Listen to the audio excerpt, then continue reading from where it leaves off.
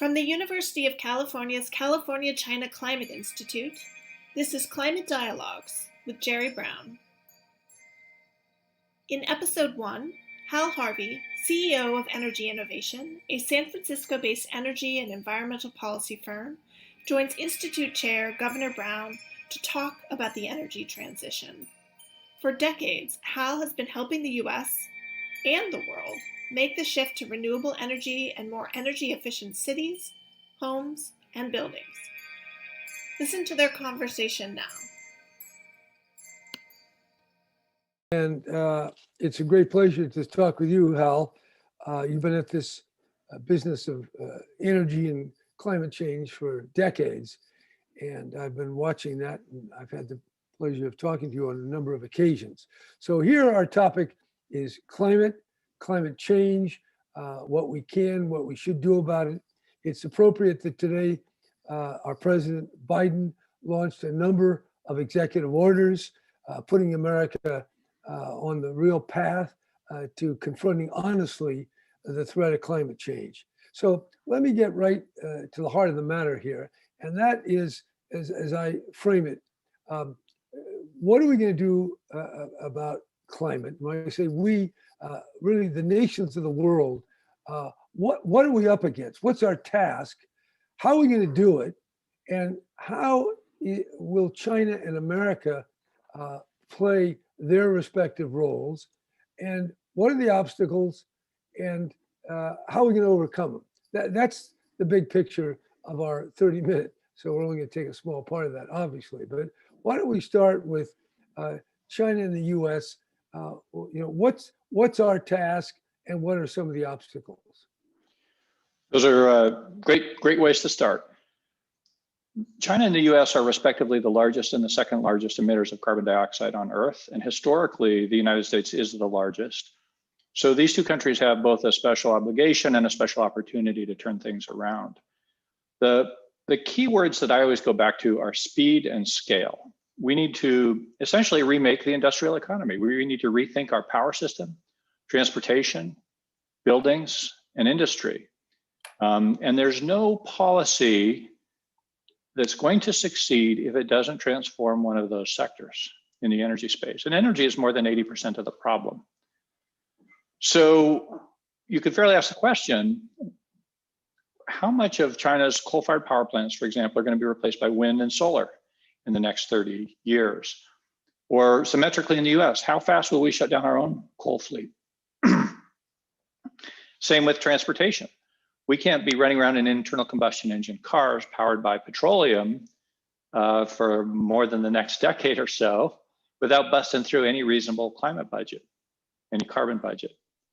So I think the beginnings of wisdom starts at looking at the physical stuff in the economy that burns fossil fuels and creates carbon dioxide in the atmosphere. I'm asking, how fast can you turn those over? What's the clean replacement? And then emphatically, who makes the decision to cause that to happen? And when you've answered those three questions, you have the beginnings of a real strategy. Okay, well, those are two good ones. Coal in China, coal in the US, and changing the fossil fuel oil-based car to electric or hydrogen. Those are two big topics. So let me just put this question. China is building a lot more coal right now, even though it's made this commitment for a 2060 carbon neutrality. The US has a majority of the Democrats, counting the vice president, but one of the key votes making it 50, getting to the majority, is a representative from a coal state, West Virginia. So when we, just taking first the grid, the electric grid, or the source of power in China and America, it looks like the US has got quite a problem to overcome. And I don't know why China has the big problem, but they seem to be running into the same type of inertia that I perceive in the United States. So where can we look for steps? If you were advising Biden, how do we make a move here, recognizing that China is on the road to a lot more coal and America is talking big today, but it's facing some major political obstacles going forward. Well, let's start in the United States. The meta picture is to decarbonize the grid and then electrify everything. If you have a grid with no carbon dioxide in it, if you have solar and wind, for example, plugged into an electric car, you've got a decarbonized vehicle as well. So how do you get there? The first thing is to take notice of some good news and see how we can extrapolate it further. Coal energy production, coal electricity production is down 50% in the last 10 years. So we need to reduce the other 50% in the next 10 years. The question then becomes, what do you replace it with? If you replace it with natural gas, you're really not getting anywhere, because between the carbon emissions from burning gas plus the methane leaks in natural gas, it's not radically different from coal, and we need radically different from coal. So the single best policy in America would be a clean energy standard. Now, you implied that Joe Manchin, the senator from West Virginia, could block a clean energy standard. So could any Democratic senator. I think the political move here is to recognize that coal is going away, whether we love coal or hate coal. Trump loved coal, and we lost half in the last decade, half the coal. If you know it's going away anyway, and anybody with a ruler can figure that out, then, and you're a political leader in a coal state, then the question should be, what kind of transition can I finance? How quickly? What about environmental reclamation? Why shouldn't the federal government pay for environmental reclamation in coal destroyed landscapes? There are huge opportunities, even in healthcare with black lung disease. Take care of the miners that powered America for 100 years. So I would say the transition in America is actually reasonably well underway, and it needs to be accelerated, and it cannot be accelerated by replacing coal with gas. All right, you described coal reclamation, and that got me thinking, if the United States could take real steps at reducing, eliminating, and replacing coal in a very fixed time period, that would certainly give us a certain amount of moral authority and maybe leverage to push China. Say, okay, China, you have your problems. We had ones very similar, and we overcame it. Of course, we haven't done that yet. So I want to explore a little bit what a coal reclamation or a coal replacement could look like. Is this a federal government infrastructure investment?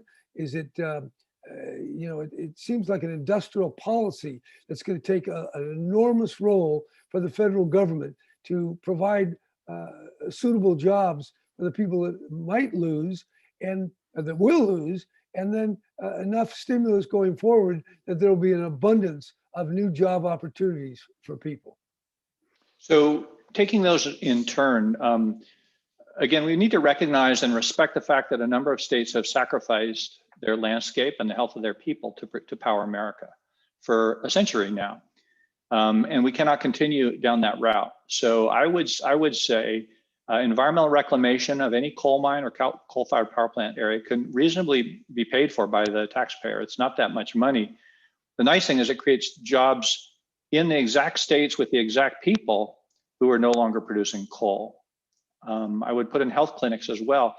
Another idea that I think is a terrific one, we have a small tax credit, 1.5 cents per kilowatt hour for production of wind or solar. Why not make that 2.5 cents per kilowatt hour if you're within 35 miles of an old coal-fired power plant or coal mine? Let's nudge it up a little bit so they're advantaged. To the second part of your question, Governor Brown,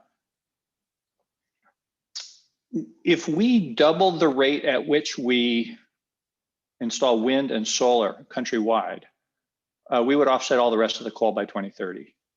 So we do have to double it. We can't continue at the same pace we're going at, but doubling is not that impossible. And what does it require from the federal government? Solar and wind are now cheaper than coal.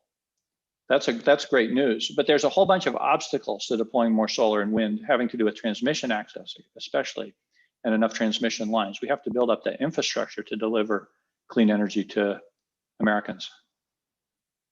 Well, transmission access right there, you've got jobs, you have the Joe Biden infrastructure jobs investment idea that he's been talking about. I do think the scale of this is heroic in size, but if it isn't heroic in size, it's not going to be able to even solve the problem, because you're going to have coal miners saying, hey, where's our job? You're going to have states saying, where's our economy?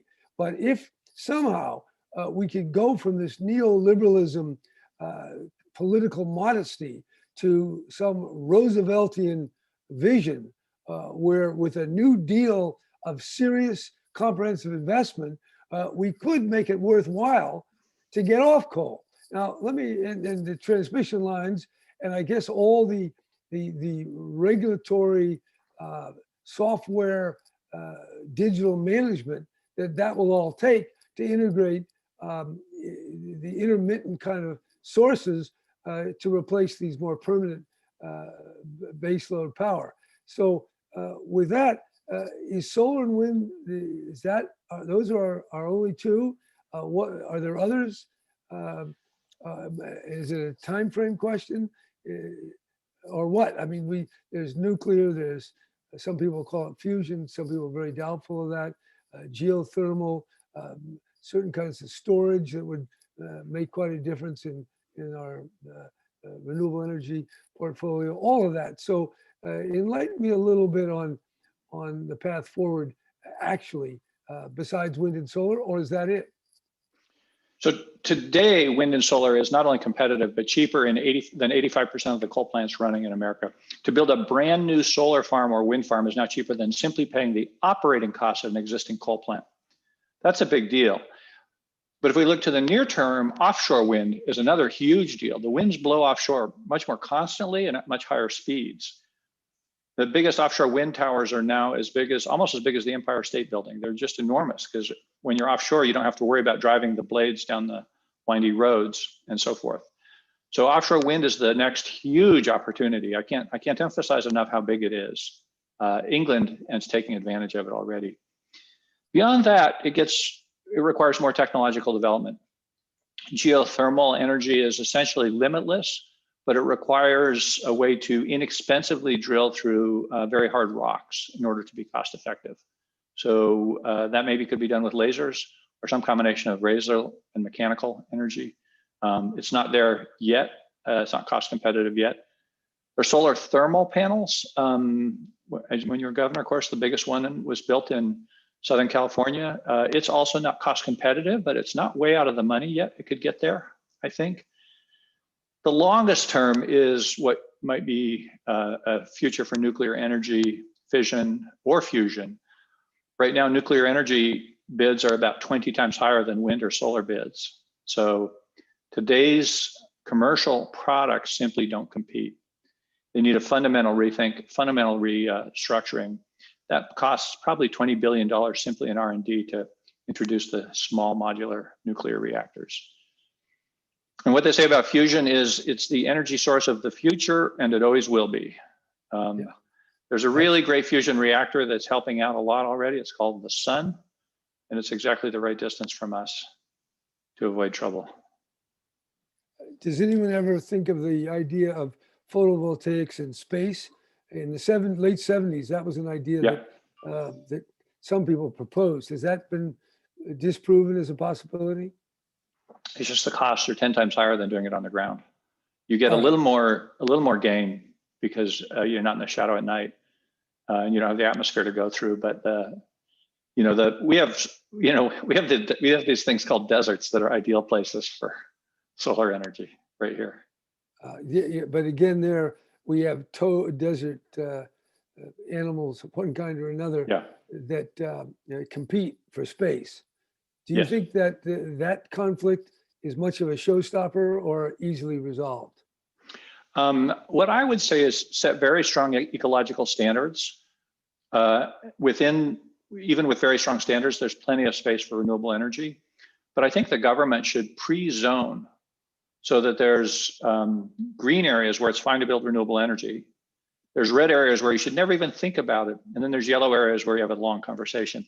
Right now, everything's a yellow area and we have a big battle every time. Well, you make it sound pretty easy, at least as a thought experiment. The politics are humongous. And the politics are, what is this going to cost? 100 billion, 200 billion? Well, we've just blown 2 or 3 trillion and about to spend another trillion or two responding to the virus. So government has shown that you can mobilize and spend big sums of money. What we haven't shown, that's in response to crisis. What we haven't shown is that we can forward invest anywhere near that kind of money to deal with a problem that is not fully in front of us in a way that we can grasp. And so I would say the political challenge here is to so imagine the climate disruption that we can move forward our concerns in a way that we could generate the $2 trillion of environmental investment that Biden is talking about. So I don't disagree with you at all. I think we do need to mobilize the political sentiment. There's 2 important points, though, that have to go along with this. The first of all is we're buying benefits, not just climate benefits, but health benefits, conventional air pollution benefits, jobs benefits.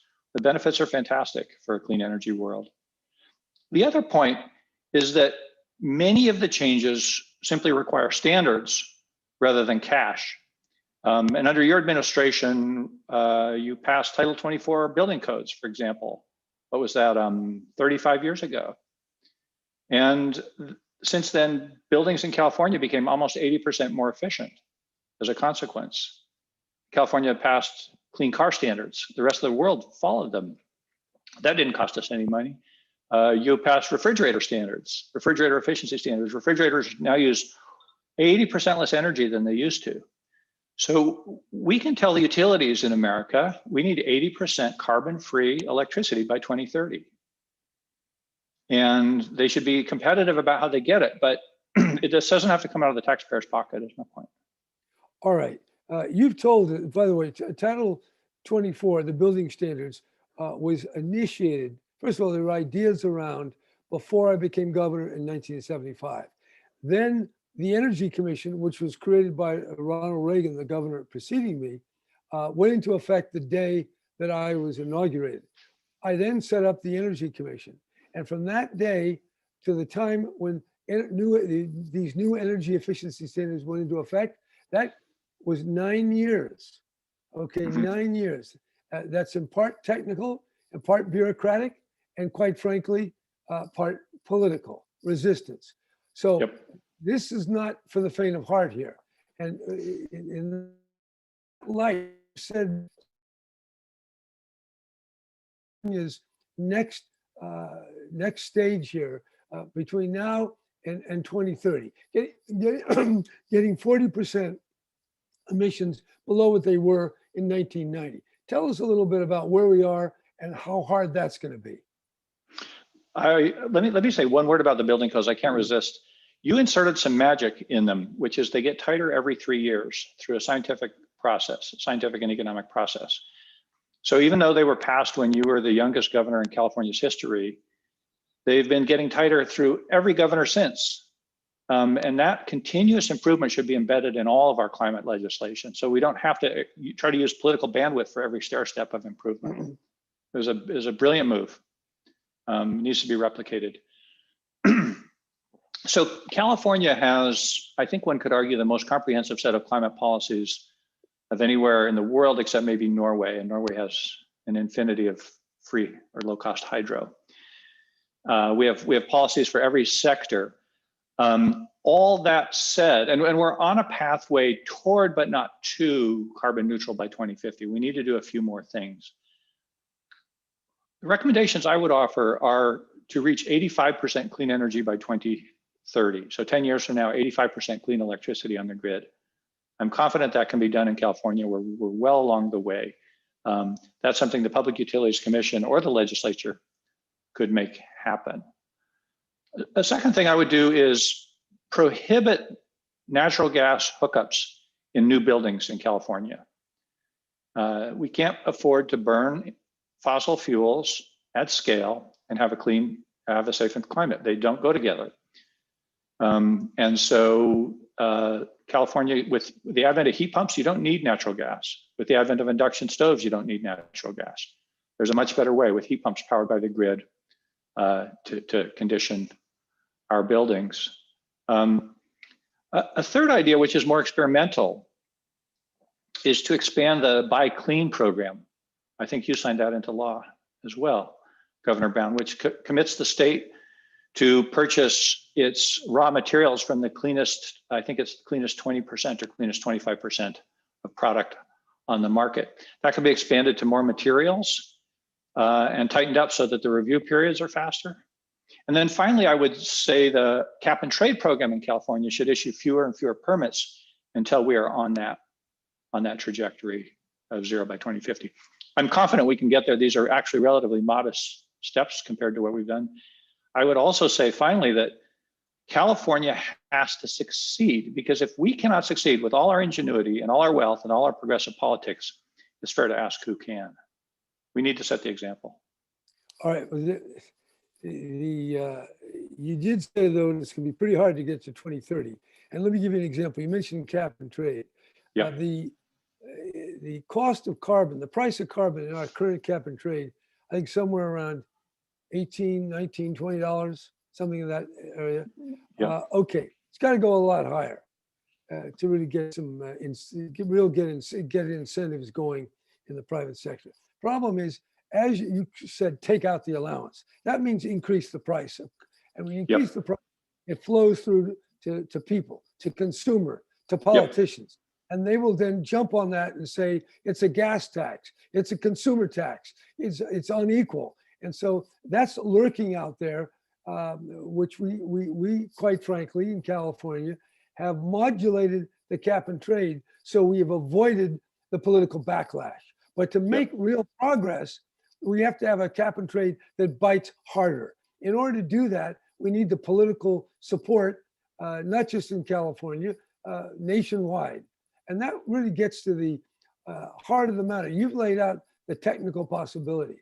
You mentioned, for example, wind. Okay, can we really get wind out in front of Santa Barbara? Even if it's 100 miles away, those sensitive people are probably going to complain. So we have to overcome that politically. And then it's expensive. We have to throw money at it in a good sense. And we have to accept failures, mistakes, political screw-ups. We have to have, you mentioned earlier today in the conversation, we need adults. Well, adults know, unlike children, that bad things happen to good people. And we have to pick up and move on. So we have to be able to tolerate mistakes and all sorts of mishaps on the road to this transformation that's going to require what I call the Rooseveltian level investment of this carbon or climate New Deal. Well, having done all that, we have to get the political support, not just for California, but we have the institutions. We have the Public Utilities Commission, we have the Energy Commission, and we have a bunch of Democrats that, even though a lot of them don't know all these things, they're willing to go along because it's billed as progressive. But as you move east, you don't have that environment. And Joe Biden of himself cannot just transform the American climate, the American political climate. And I don't know if you've thought about that. You're the more the energy guy, I'm the political guy. And I can tell you, this looks difficult. We have to absolutely figure it out. So I'm not putting this as a showstopper. I'm just putting this as a realistic mountain that we have to climb together. And fair enough, absolutely. I mean, I think there's two parts of the answer to that. One is infrastructure spending is an investment, not just a pure expenditure. I mean, your father, the first Governor Brown, was famous for building the infrastructure of California. We built the Transcontinental Railroad. We built the land grant colleges. We developed public health systems across the country. We built the interstate highway system. We used to do great things. We built infrastructure, and that's what made America prosperous. I mean, it's time to re-stimulate that gene and get that moving again. Let me go to the next part. As you moved east, let's take Wyoming, which is the most coal-dependent state in America. In fact, they pay for their state budget through an excise tax on coal. So when coal goes to zero, their state budget also plummets. Wyoming is also the windiest state. And it's in eastern Wyoming, and not the beautiful, picturesque western Wyoming, but eastern Wyoming, which is empty plains. They want to build the biggest wind farm in America, and it's a Republican billionaire who wants to build it, Phil Anschutz. He has so far spent over $100 million and more than 10 years trying to get the permits to build that wind farm and to get the electricity transmitted to California and Nevada. If it takes somebody $100 million and 10 years to get the permits, we lose.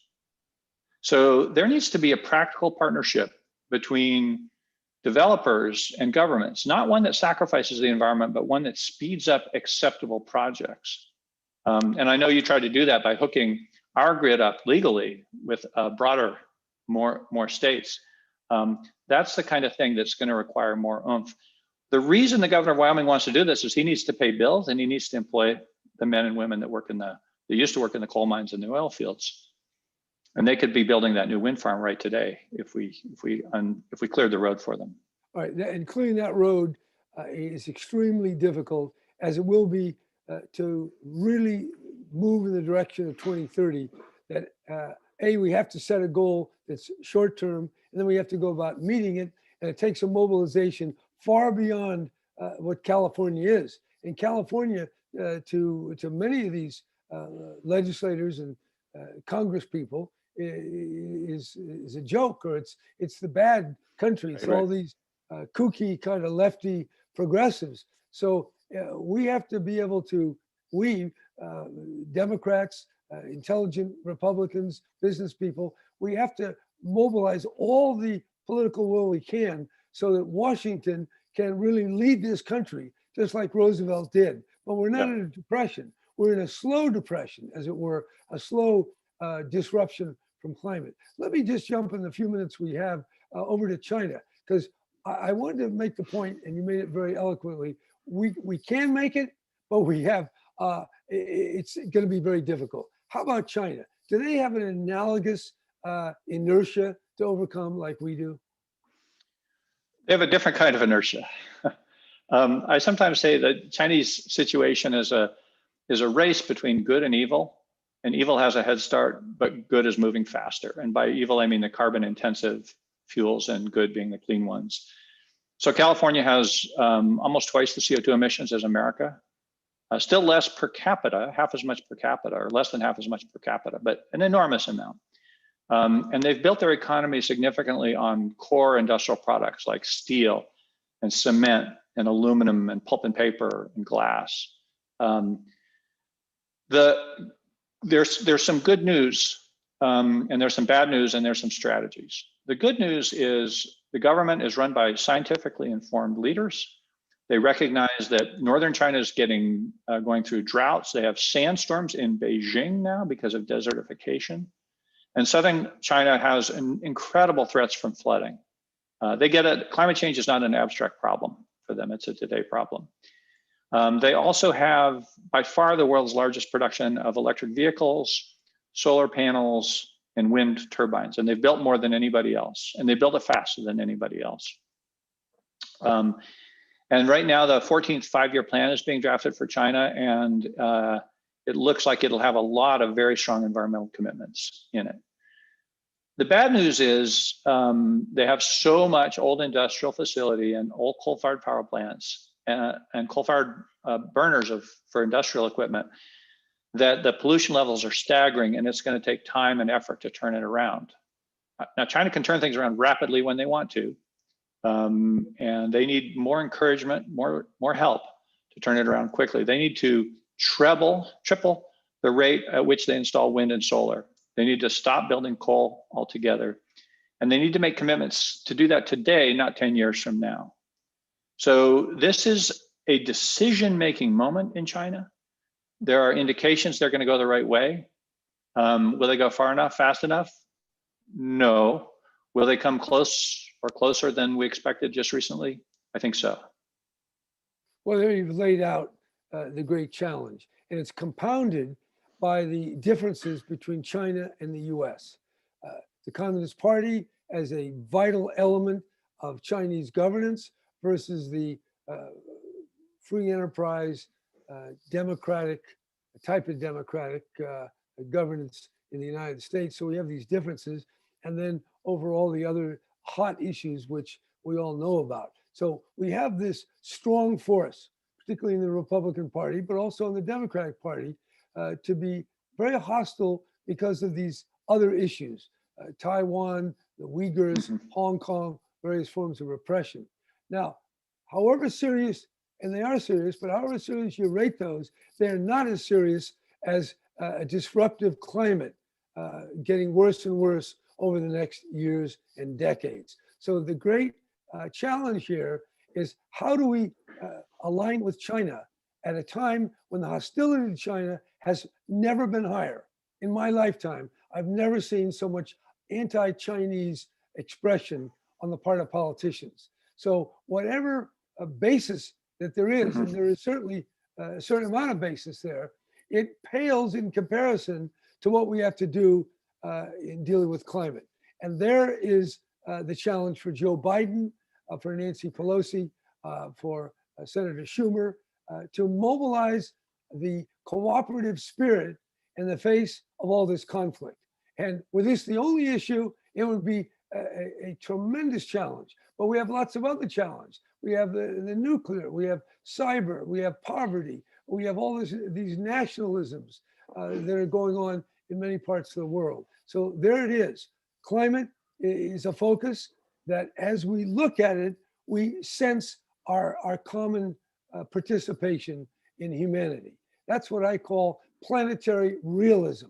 But the reality on the ground in Beijing, I think, and certainly in Washington, I know, is nationalism. Nationalist, but I don't call that realism. The only realism is planetary realism based on the perception of common vulnerability leading to common interest, leading to common commitment and action. That's what we've been talking about. And in our California China Climate Institute, that's the spirit that we look forward to working with China. Not put our heads in the sand, but open our eyes to the possibilities, some of which you very eloquently pointed to. So I guess we see evil, we see good. I don't want to say optimism, I don't want to say pessimism, but it is a time for imagination and mobilization and common endeavor. So thank you very much for your words, and we will continue to work together. Thank you, Governor Brown. It's always an honor. And if half the politicians in the world, or a quarter of them, thought the way you did and had the drive and effectiveness that you have always had, we'd be just fine. So always appreciate your leadership. Thank you. Let's see if we can't make something out of that in the next few years. Amen. Thanks. All right. Thanks.